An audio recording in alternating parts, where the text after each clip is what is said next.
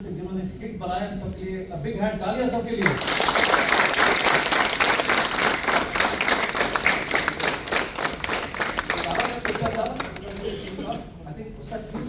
Last में जो गाना गाया उसका थीम सॉन्ग कहाँ से है?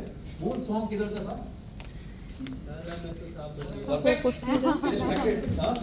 साला में तो सांप बन गया। This is nice theme there। और जिस तरीके से आपने इनको फायर बुझाना और आपको कैसे फाइट करना और भागना नहीं है, भागम भाग करते हैं, very well explained there. Give big hand to the skit team also. Fire service के बीच में काफी कॉम्पिटिशंस थे और आपको कैसे बुझाना है ये बखूबी सबको समझाया होगा। कैसे आपने how to do the pass, how to aim at the fire, सब कुछ सीखा होगा। सही है, सबने सीखा? Yes sir. लेकिन द मेन चीज कहते हैं ना फायर और सुरक्षा में is not separation but prevention. Prevention is better than cure कहते हैं ना, कैसे आग को रोकना। And that is when all of us put our eyes, ears and senses together और they can look out for what can go wrong. एक चिंगारी, एक स्पार्क, एक ड्राई ग्रास, उसका भी कुछ तकलीफ हो सकता है। हमारे बाउंड्री में जो है डीएलएफ साइबर सिटी के बाउंड्री में भी तरह बिल्डिंग्स, कम्युनिटीज और हमारे जैसे हमारे जो HSD का टैंक है उसके पीछे, उसके बगल में there is another building there. तो हम इतनी सुरक्षा हम अंदर का लें, we can take great care inside, we need to also protect ourselves from outside. तो अंदर से हम बाहर देखते हैं लेकिन बाहर से भी अंदर देखना जरूरी है। That is very important for fire. Fire का ट्रायंगल में तरह तीन चीजें चाहिए। फायर ट्रायंगल में तीन चीज चाहिए। What is the three things for a fire triangle में क्या है? Anyone? Heat, full, oxygen. Perfect। And this is where we need to ensure that we break the fire triangle and prevent a fire from breaking out. So keeping our eyes, ears and senses open, looking out for hazards, ये बहुत जरूरी है। Yeah? Let me also end with one गुरु मंत्र। कहते हैं कि always अभी हम रिस्क की बात कर रहे थे, how to mitigate risk, how to prevent fires। तो आज के दिन पे एक आपको गुरु मंत्र भी दे देता हूँ। कोई भी चीज, कोई भी एक्टिविटी करने के पहले सोचना है कि आज मुझे क्या करना है। आप नींद से उठो, घर में अगर आप सो रहे होंगे तो रात को जागो, सुबह जागो, जब भी जागो, या अगर सड़क पार करो, या अगर डीएलएफ साइबर टर्न आओ एक फ्लोर तो दूसरे फ्लोर पे जाओ, आज आप कलकत्ते में आए हो प्रोग्राम के लिए, हर चीज के पहले सोचना है कि अगला कदम क्या है। तो दोस्तों मेरा अगला कदम क्या होगा? मैंने एक कदम आगे लिया तो क्या होगा? तो मेरा अगला कदम क्या है?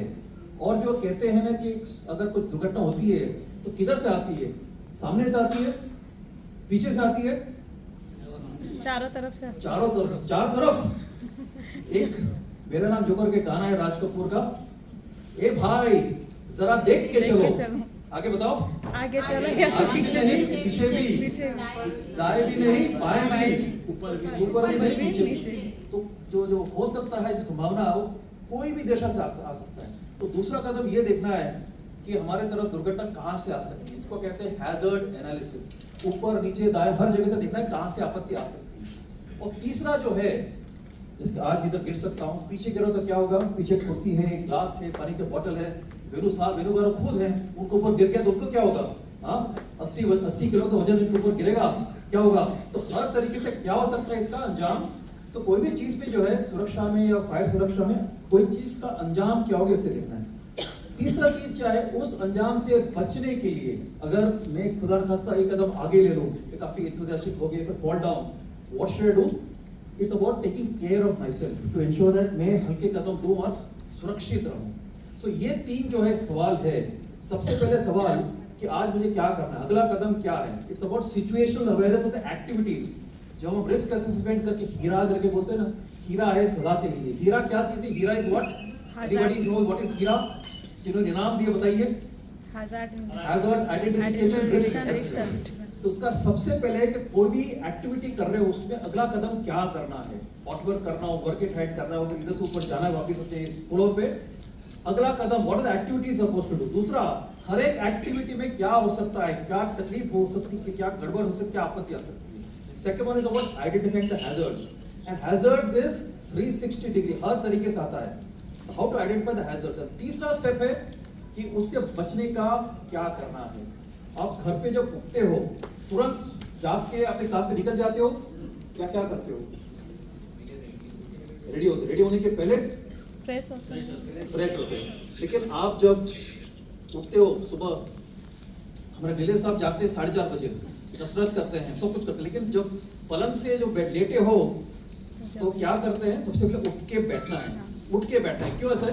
क्योंकि हमारा खून जो है, रात को जो बैठते हैं तो ब्रेन में खून कम रहता है। It's important to sit up, wait a few seconds to get the blood circulation going. काफी लोगों का इंसिडेंट हुआ है कि नींद में उठते उठते चल गए और वैसे ही निकल गए। सो gate the blood circulation done. अगर विलेज साहब की तरह सुबह 4:30 बजे जगे तो रूम में अंधेरा होगा, right?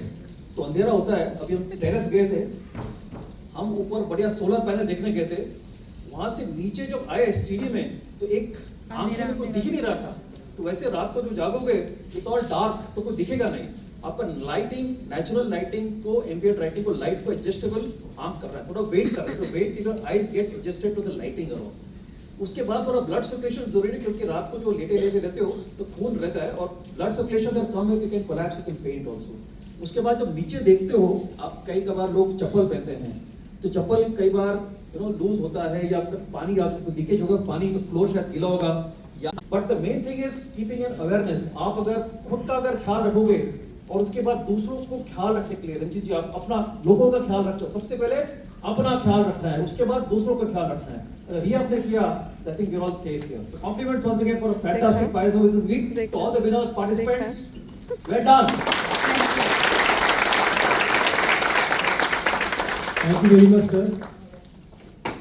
And I request Venu sir to please do the closing remark.